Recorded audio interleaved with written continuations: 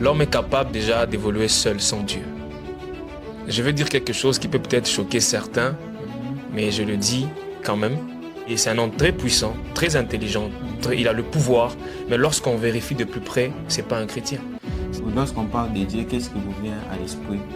Dans chaque homme, même dans l'homme le plus mauvais, il y a quelque chose de bon. C'est à nous de découvrir cette chose-là.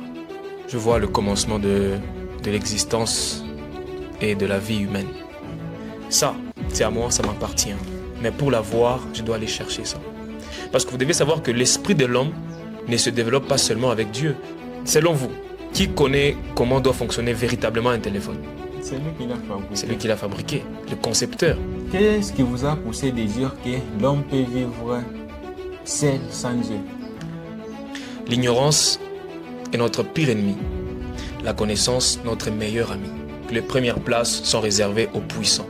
Après avoir lu ces livres-là, j'ai réduit tout mon niveau d'attachement au niveau 1. Ce qui fait qu'aujourd'hui, je ne suis attaché à rien. Est-ce que vous croyez vraiment que les gens peuvent accepter les autres tels qu'ils sont réellement? L'association s'est faite selon son espèce. Un jour, j'ai vu un vieux qui était là et... Je veux dire, des bons événements se produisent dans notre vie en fonction de la personne que nous sommes. Qui est-ce que vous serez dans 10 ans? Dans 10 ans, je vais changer le monde. C'est un sujet complexe. Il y a des âmes sensibles qui risquent d'être choquées. On va les choquer. Pour commencer, personnellement, j'aimerais qu'on puisse parler un peu de votre perception de Dieu. Pour vous, lorsqu'on parle de Dieu, qu'est-ce qui vous vient à l'esprit? Ok, pour moi, la conception des dieux, quand on parle des dieux, je vois le commencement de l'existence et de la vie humaine. Ok. C'est vrai, chacun peut avoir sa conception des dieux, mais moi, comme je disais, quand je parle de Dieu ou quand on me parle de Dieu, je vois l'origine, le commencement de la vie. Ok. Et par rapport à ce que les gens pensent actuellement, ils voient Dieu comme quelque chose un peu comme si ça n'existe pas réellement. Qu'est-ce que vous pouvez dire à ces personnes qui pensent que Dieu n'existe pas et autres? Ok. Ceux-là qui disent que Dieu n'existe pas, ils devraient se poser déjà une question. Comment eux existent? Ok. Parce que l'homme n'est pas tombé du ciel. D'accord? Et si on entre dans la Bible, le livre de Romains, le chapitre 1er, est en train de nous expliquer que ceux qui ne croient pas que Dieu existe, ils font semblant parce que même la nature tout entière nous montre clairement, lorsqu'on observe de plus près, que Dieu existe. Alors ceux qui pensent que Dieu n'existe pas, je pense qu'ils se font des illusions. Ok, c'est ça. Ok, et déjà dans votre intervention, vous avez dit que l'homme n'est pas tombé du ciel. Du ciel, justement. Donc, ça veut dire que l'homme a été créé quelque part selon vous. Justement. Ok. Et parlons un peu de l'homme.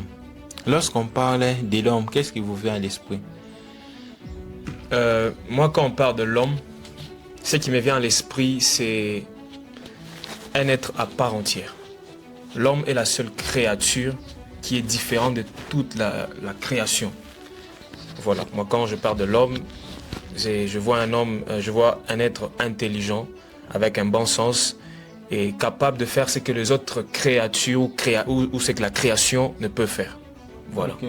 Lorsqu'on parle déjà de l'homme, sur ce point-là, vous avez raison, c'est côté un peu mystérieux. Justement. Ici, on a essayé de faire un lien entre ces mystères-là et la puissance. Est-ce qu'il y a moyen qu'on parle de la puissance de l'homme? C'est vrai, il y a moyen qu'on parle de la puissance de l'homme. Je vais dire quelque chose qui peut peut-être choquer certains, mais je le dis quand même. Et j'espère que les gens vont comprendre. Déjà, il faut savoir que l'homme est capable... ce que je veux dire, ça risque de choquer. L'homme est capable déjà d'évoluer seul sans Dieu. Ok? L'homme est capable. Mais seulement, lorsque l'homme veut évoluer seul sans Dieu, il y a des risques qu'il prend de chemins qui peuvent le conduire à la perdition. Ok? Il y a quelque part dans la Bible, je crois le livre d'Ézéchiel, qui est en train de parler comment l'homme, comme je disais, Dieu l'a créé, il a tiré de lui-même, il lui a donné les aptitudes qu'il a lui-même. Il a donné à l'homme la sagesse, l'intelligence. C'est pas surprenant aujourd'hui qu'on voit certains hommes dans ce monde, ils sont puissants, mais ils ne sont certes toujours pas des chrétiens. Non. C'est-à-dire, c'est un homme très puissant, très intelligent, il a le pouvoir, mais lorsqu'on vérifie de plus près, c'est pas un chrétien. C'est-à-dire, vous pouvez vous évoluer, ok, sans pour autant nécessairement ne pas être connecté à Dieu. Mais comme je disais, c'est très bien, mais il y a un danger derrière. C'est quoi les dangers derrière? Moi, j'ai toujours dit, celui qui ne fonctionne pas comme Dieu voudrait qu'il fonctionne en étant attaché à lui, commence à dysfonctionner. Ok? Je donne un exemple. Vous avez un téléphone. Ok? Qui connaît comment fonctionne véritablement votre téléphone? Comment je vais dire? Selon vous, qui connaît comment doit fonctionner véritablement un téléphone? C'est lui qui l'a fabriqué. C'est lui qui l'a fabriqué, le concepteur. Et du coup, moi, je dis que Dieu est le seul qui connaît comment l'être humain doit fonctionner. Ok? Et un homme qui veut fonctionner seul sans Dieu commence à dysfonctionner. Parce que Dieu est le seul qui connaît comment l'homme doit fonctionner véritablement. Qu'est-ce qui vous a poussé de dire que l'homme peut vivre seul sans Dieu? Ok. L'homme peut vivre seul sans Dieu. Je me permets de revenir dans le livre de Genèse, dans la Bible. Lorsque Adam a péché, ok, il a quitté la présence de Dieu. Dieu lui avait dit, le jour où tu mangeras le fruit de l'arbre de la connaissance du bien et du mal, tu vas mourir. Mais est-ce qu'il est mort? Il n'est pas mort. Okay. Il a continué à vivre. Donc voilà pourquoi je dis, tu peux continuer à vivre, mais tu n'es plus en train de fonctionner comme Dieu veut que tu fonctionnes. Il a continué à vivre, ok, mais pas selon le plan que Dieu avait conçu sur lui. Ok, donc voilà. On peut parler de la volonté parfaite et de la volonté imparfaite. Bon, je ne vais pas entrer trop dedans, ok, la notion de la volonté parfaite et imparfaite, mais je pourrais moi dire le plan. C'est-à-dire, il y a un plan, comme je disais, celui qui a fait le téléphone, sait l'utiliser mieux que nous tous. C'est-à-dire, il y a un plan derrière, ok? Alors, je ne vais pas entrer dans le parfait ou l'imparfait, mais moi, plutôt la volonté, je m'excuse, la volonté, mais moi, la volonté parfaite, c'est ce que tu as dit, et imparfaite, mais moi, je parlerai du plan. Voilà, il y a un plan, voilà. Et si nous revenons à ce que vous venez de dire récemment, vous avez dit, comme nous pouvons le constater dans le monde, il y a des gens qui sont très puissants, très intelligents, mais qui ne sont pas forcément des chrétiens. Justement. Selon vous, d'où vient cette puissance-là? Qu'est-ce que ces gens-là font, selon vos remarques, qui fait à ce qu'ils puissent un peu acquérir toute cette puissance-là pour enfin se démarquer des autres? Ok. Aujourd'hui déjà, il y a un fait qui personnellement m'intrigue un tout petit peu, que j'entends beaucoup de gens le dire. Beaucoup de gens parlent de la spiritualité. Bon, moi, honnêtement, je ne vais pas entrer trop dedans parce que je ne m'y connais pas vraiment. Mais le mot là où les gens disent la spiritualité, ça, comme je disais, ça m'intrigue un tout petit peu. C'est quoi la spiritualité? Bon, je ne sais pas, c'est plusieurs pratiques, chacun peut le définir comme il veut. Mais déjà, cette puissance vient de l'homme. Un homme qui découvre déjà qu'il est un esprit, qu'il est un esprit, ok, et il commence déjà à se discipliner et à travailler de telle sorte que l'esprit qu'il est puisse s'exprimer. Pour moi, c'est de là que vient la puissance. J'ai toujours dit, la chair ne sert à rien. Ce qui sert à quelque chose, c'est l'esprit. Et pour moi, cet homme qui découvre qu'il a un esprit, qui commence à travailler, à développer son esprit, parce que vous devez savoir que l'esprit de l'homme ne se développe pas seulement avec Dieu. L'esprit de l'homme peut se développer avec plusieurs entités spirituelles. Mais attention, celui qui se développe en dehors de Dieu commence à dysfonctionner. C'est là qu'il y a un danger. Ok, et si nous parlons aussi de l'esprit, vous avez dit il faut faire travailler en sorte que notre esprit puisse se développer. Qu'est-ce que nous pouvons faire pour développer notre esprit? Voilà, déjà, Jésus-Christ disait, l'homme ne vit pas que de pain, mais de toute parole qui sort de la bouche de Dieu. Par là, je dis ceci, l'homme, l'esprit grandit aussi. Et il grandit comment? En mangeant. Qu'est-ce que l'esprit mange? La parole. Quel genre de parole? Déjà, ce qui est dans la Bible, la parole de Dieu, mais aussi toute forme de lecture. Toute forme de lecture, des livres, tout ce qui est écrit, tout ce qui est écriture en fait. une personne, vous allez voir la différence. Une personne qui lit, ok, et celui qui ne lit pas, il y aura une différence. Cette personne-là aura, comment je veux dire, un surplus, ok, en elle que l'autre n'aura pas. C'est-à-dire l'esprit grandit avec l'écriture. Voilà. Ok. Et qu'est-ce que vous pouvez donner comme conseil aux gens qui ne lisent pas? Parce qu'actuellement, vraiment, s'il y a une chose que moi j'ai remarqué, c'est que les personnes qui ne lisent pas rendent la tâche difficile à ceux qui lisent. Et déjà, par leur façon même de vivre. Justement. Vous allez voir une personne qui ne lit pas. Bon, lorsqu'ils se réunissent, la plupart des choses qu'ils font, la plupart des choses qu'ils disent, c'est genre comme ça nous fait un peu de la peine. Justement, ouais, de la pitié. Ouais. Ok, si je dois me permettre de dire quelque chose à ces gens qui n'aiment pas lire, je vais leur dire ceci. L'ignorance est notre pire ennemi. La connaissance, notre meilleur ami. Alors tout dépend de là où tu veux, parce que moi je dis que les premières places sont réservées aux puissants. Et un homme puissant, je ne le définis pas comme celui qui a l'argent et le pouvoir. Un homme puissant, celui qui a la connaissance. Celui qui a la connaissance, qui peut diriger, qui peut gouverner. Alors moi je veux dire à ces gens-là de commencer un tout petit peu à être discipliné. À être discipliné et voilà. Ok. Et parlons déjà de la lecture. Comment est-ce que la lecture a développé votre esprit? Waouh. Déjà, je me rappelle, il y a une petite histoire. J'ai parlé avec une collègue. Je lui ai demandé, est-ce que tu lis souvent? Elle me dira, pourquoi? Pour améliorer mon vocabulaire. J'ai compris que beaucoup de gens pensent que quand on se met à lire, c'est pour développer notre vocabulaire. Ça aussi, ça fait partie. Mais c'est pas seulement justement pour ça. Moi, la lecture a eu un impact positif dans ma vie. Elle a changé ma vision de voir les choses. J'avais des difficultés dans la prononciation de mots, ok? Ça a changé. J'avais du mal à parler avec les gens parce que je ne savais vraiment pas quoi dire aux gens. Ça a changé. Là, je peux parler avec les gens, peu importe les sujets, je peux parler et me sentir à l'aise. Ok. Voilà. Déjà, sur ce point-là, c'est vraiment trop cool parce que la lecture aussi nous favorise aussi ces côtés-là trop critiques. Justement. Déjà, de mon côté, s'il y a un livre vraiment qui m'avait beaucoup marqué, c'était les 5 niveaux d'attachement de Don Miguel Ruiz Jr. Okay.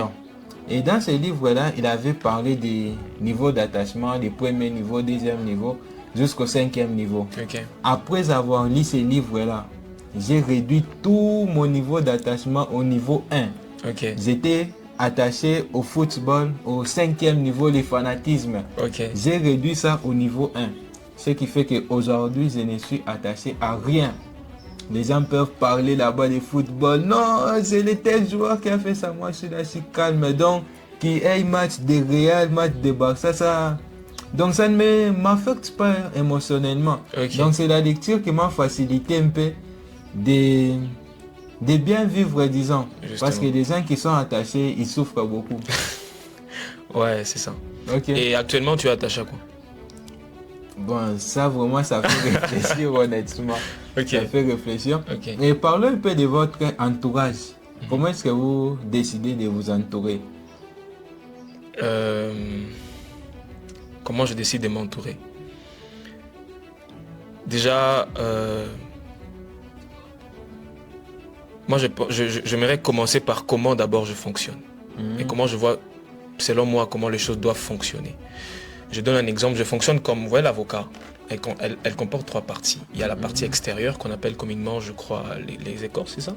Et la partie intérieure, elle est composée de la chair et le noyau. Il y a des gens qui sont dans le noyau, que j'appelle un cercle rapproché.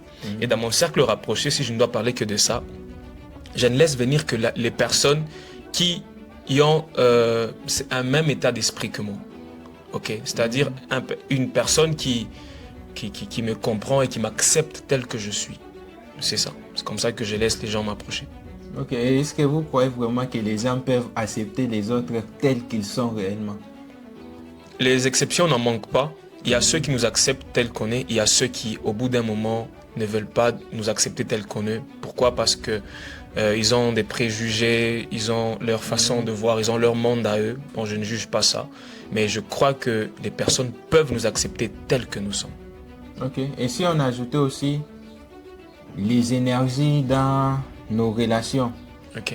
Et là, bon, déjà en parlant des énergies, moi je fais allusion à la loi du magnétisme. D'accord. Donc, les semblables attirent les semblables. Est-ce que vous avez déjà remarqué ça dans votre façon de vivre? Justement, moi aussi j'ai toujours dit, l'association s'est faite selon son espèce. Ok. La manière dont je vois les choses dans mon esprit, dans mon âme, je vais attirer ces gens-là dans ma vie. Une personne qui tout le temps, moi je connais quelqu'un, je donne un exemple, je connais quelqu'un, cette personne ne pense qu'au bandit, à l'échec, ça ne va pas marcher, ok.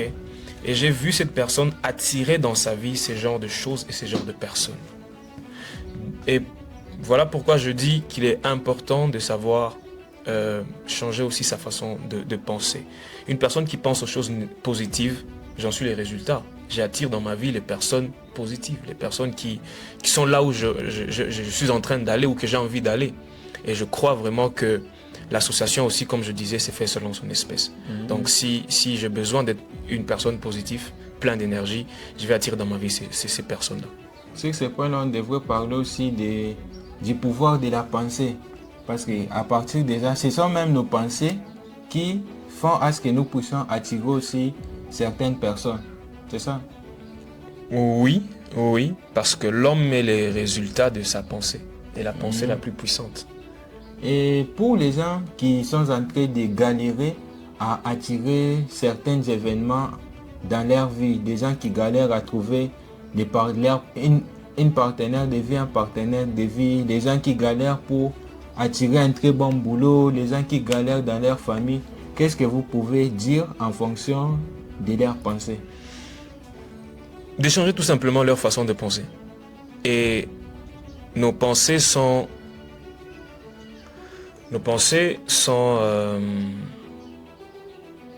notre langage, et notre langage, ce sont nos actions. Moi, je veux dire à ces genres de personnes, à ces personnes-là, d'échanger. Il est impérieux. Ils doivent changer leur façon de penser. Ils doivent changer s'ils veulent avancer. Ok. Et comment est-ce qu'ils peuvent s'y prendre pour, disons, c'est reprogrammer. Voilà, c'est reprogrammer. Ouais. Moi, j'appelle ça faire une mise à jour. Un jour, j'ai vu un vieux qui était là et je me suis dit en moi-même, ce vieux a besoin de faire une mise à jour personnelle. Comment faire une mise à jour personnelle? Il y a beaucoup de gens qui ignorent qu'ils sont tripartites. J'explique. L'homme est esprit, âme et corps. Et beaucoup de gens se limitent au niveau du corps. Il mange, il se lave, il dort, il se réveille, point barre. Non, l'homme, il faut aller au-delà de ça. Faire une mise à jour, c'est-à-dire quoi? Prendre conscience que je suis un esprit, je possède une âme et le tout enfermé dans un corps. De la même manière que mon corps grandit, le corps grandit avec ce que je mange, les vitamines et tout. C'est de la même manière que mon esprit et mon âme ont aussi besoin de grandir. Et il est impérieux de savoir de quoi est-ce que l'esprit se nourrit, de quoi est-ce que l'âme se nourrit. C'est de cette façon-là que vous allez faire cette mise à jour personnelle et devenir une autre personne. Exactement. Déjà, en parlant déjà de la reprogrammation, j'aimerais aussi qu'on puisse faire retour à ce que nous avons parlé sur l'entourage, la manière dont nous nous entourons. Personnellement, je connais un jeune, il a presque 21 ans. Mais ce jeune-là, son meilleur ami est de 1980. Wow. Et son meilleur ami là même, c'est un ivrogne. Ok. Digo aussi, bon, en le voyant, il a déjà presque raté sa vie jusque-là. Ok. Mais ils prennent la bière ensemble, ils marchent ensemble. À chaque fois que j'essaie de parler à ces jeunes, ils n'écoutent pas. Qu'est-ce que vous pouvez les dire? Bon, je sais, ça me fait un peu rire. Moi, je pense que la vie est une question de choix et de décisions. Ok. Je pense que, vous savez, à un moment donné, moi, je pensais que j'étais de ceux qui croyaient qu'une telle personne était remplie, imbibée de démons. C'est ce que je pensais. Les jeunes ou soit les grands? Je parle d'abord du jeune. Mais par moment, au fur et à mesure que j'ai grandi, je me suis rendu compte que c'est pas nécessairement ça. C'est aussi nos décisions, c'est aussi nos choix. Une telle personne, elle doit avoir en elle un manque, un vide qui cherche à combler. Maintenant, il ne sait pas comment combler ce vide et il se lance dans ses mauvaises habitudes. Je pense que c'est ça aussi. Déjà, ça fait beaucoup de peine déjà parce que j'ai beaucoup parlé, j'ai donné des conseils. Et puis lorsque tu parles, il est là très calme, il t'écoute, très attentionné. Mais Après, une fois que vous avez fini de parler, c'est c'est terminé. c'est tout un processus. Le changement ne vient pas du coup. C'est tout un processus. Ce que vous êtes en train de faire, je pense que vous êtes en train de poser des sémences. Espérons que demain, ça va produire. Ok. Parlant des énergies, comme je viens de vous le dire récemment, on ne peut rien faire dans ce monde si nous n'avons pas d'énergie. Et pour une personne qui se sent un petit peu faible, démoralisée, qui ne sait pas vraiment quoi faire de sa vie, qu'est-ce que vous pouvez lui dire en termes de conseils pour aussi l'aider à faire quelque chose? Ce que je dirais à cette personne-là, premièrement, c'est de découvrir son but. Découvre pourquoi tu existes. C'est-à-dire, tu ne peux pas venir, comme je disais, Dieu c'est le commencement, Dieu c'est la création et tout. C'est le commencement de la création et tout. Dieu ne peut pas, tu ne peux pas venir sur terre comme ça. Je ne crois pas ça. Moi j'ai appris ceci, dans chaque homme, même dans l'homme le plus mauvais, il y a quelque chose de bon. C'est à nous de découvrir cette chose-là. Il est de notre responsabilité à nous-mêmes de découvrir le but de notre vie. Et une fois qu'on découvre le but de notre vie, on doit maintenant orienter notre énergie et notre temps dans cette direction-là. Ok. Sur ce point-là, déjà, vous avez un petit peu raison. Comment? Ok. un tout petit peu seulement, ok. Vous avez dit, même dans un homme, donc même Dans l'homme le plus mauvais, l'homme le plus mauvais, il y a quelque chose de bon. Quelque chose de bon. J'y crois. Comment expliquer ça? J'explique, genre dans la Bible. Paul c'était un meurtrier. Ok? Tout le monde le prenait pour un meurtrier. Et il y a un homme, je crois, un homme dans la Bible, quand le Seigneur lui a parlé d'aller voir Paul, il a dit non, je ne peux pas voir ce mec, c'est un tueur, je ne peux pas aller. Mais après, c'est Paul qui a écrit, je crois, beaucoup des épîtres. Si on peut comprendre l'Ancien Testament, c'est grâce à Paul. Paul, c'est quelqu'un qui a fait des exploits. Donc je dirais qu'en lui, peu importe ce qu'il faisait, il y avait des épîtres cachés en lui. Ok. Voilà. Dans l'homme le plus mauvais, il y a toujours quelque chose de bon. Je comprends. Au début de l'interview, vous avez dit que l'homme n'est pas tombé du ciel. Essayons de parler un peu aussi. Bon, essayons de raccorder ça. L'homme n'est pas tombé du ciel. Et vous avez dit... l'homme n'est pas tombé du ciel. Et vous avez dit, chaque homme a un but. Et si on essaie de faire un lien entre ces deux choses-là, on peut parler de la destinée. Justement, le but, c'est la destinée. C'est ça. Pour vous, c'est quoi la destinée? Une très bonne question.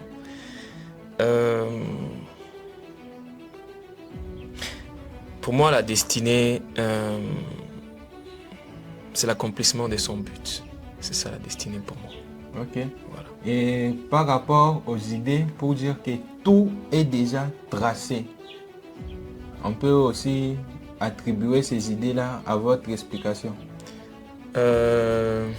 Dire que tout est déjà tracé, je dirais que oui, tout est déjà tracé, mais comme je disais, pour accéder à ces changements ou à tout ce qui est déjà tracé pour nous, il va falloir qu'il y ait un changement. Pour avoir de nouvelles choses, il faut devenir une nouvelle personne. Les choses sont déjà là. Il y a une loi que j'ai apprise qu'on appelle l'Ambano. L'Ambano, c'est-à-dire quoi? Je parle en termes d'exemple. Ça, c'est à moi, ça m'appartient. Mais pour l'avoir, je dois aller chercher ça. C'est-à-dire, il y a des choses qui sont là pour nous. Mais pour les avoir, on doit accepter de devenir une nouvelle personne. Exactement. D'ailleurs, je vais parler de ça dans ma conférence sur la loi du magnétisme. D'accord. Vous avez dit, des bons événements se produisent dans notre vie en fonction de la personne que nous sommes. Justement. Et c'est pourquoi aussi Jim Rohn avait dit, le succès c'est quelque chose que vous attirez par la personne que vous êtes. Ok. Maximum. Et si vous disiez que non, tout est déjà tracé, il faut être... C'est vous qui avez dit tout est déjà tracé. J'ai ajouté un complément. Je vous ai rejoint en fait. Okay. Je vous ai rejoint. Bon. Moi, je ne saurais pas dire vraiment si tout est déjà tracé parce que je ne connais pas vraiment grand chose là-dessus. Et bon, supposons que tout est déjà tracé. Est-ce qu'une personne, supposons que tout est déjà tracé et qu'il faut devenir une certaine personne, une nouvelle personne pour attirer ce qui nous appartient. Donc, une personne peut mourir sans attirer ce qu'elle était C'est qu'elle devrait Elle devrait avoir censée... si elle ne devenait pas une nouvelle personne. Justement, Ok. je rentre toujours avec Paul. C'est un gars que j'aime beaucoup dans la Bible. Si Paul n'était pas... Il s'appelait Saul. Il n'avait pas changé pour devenir Paul, êtes-vous sûr qu'il allait écrire les épîtres? Je ne crois pas. Êtes-vous sûr qu'il allait... grâce à lui, on devait comprendre l'Ancien Testament? Je ne crois pas. Ok. Voilà. Ok. Et pour conclure cette interview, qu'est-ce que vous pouvez dire? Bon, qu'est-ce que nous pouvons retenir? Ce qu'il faut retenir de cette conclusion, moi je dirais qu'il est important de vivre tout en sachant le but de notre vie. Je dirais qu'il est important de vivre tout en sachant le but de notre vie, le pourquoi de notre existence. Une personne qui a découvert le pourquoi de son existence ne t'attend plus. Ses actions, son énergie et son temps est orienté dans l'accomplissement de son but qui est sa destinée. Exactement. Et pour conclure cette interview, ça s'est fait en 3 étapes. La première étape, est-ce que vous avez une question à me poser? Oui, j'ai une question à vous poser. À quoi est-ce que vous êtes attaché? Si vous n'êtes pas attaché au foot, voilà, aux jouissances, c'est que vous êtes attaché à quelque chose. Bon, déjà, honnêtement, être attaché, il n'y a rien. D'accord, allons-y à la deuxième. Je vous écoute. Il n'y a rien. Ok, et pour la deuxième partie, vous allez compléter la phrase « dans la vie » en me donnant un meilleur conseil sur la vie. Dans la vie? Dans la vie, il faut savoir que les hauts et les bas font partie du parcours. N'abandonne pas, continue. Et apprends de chaque situation. Voilà.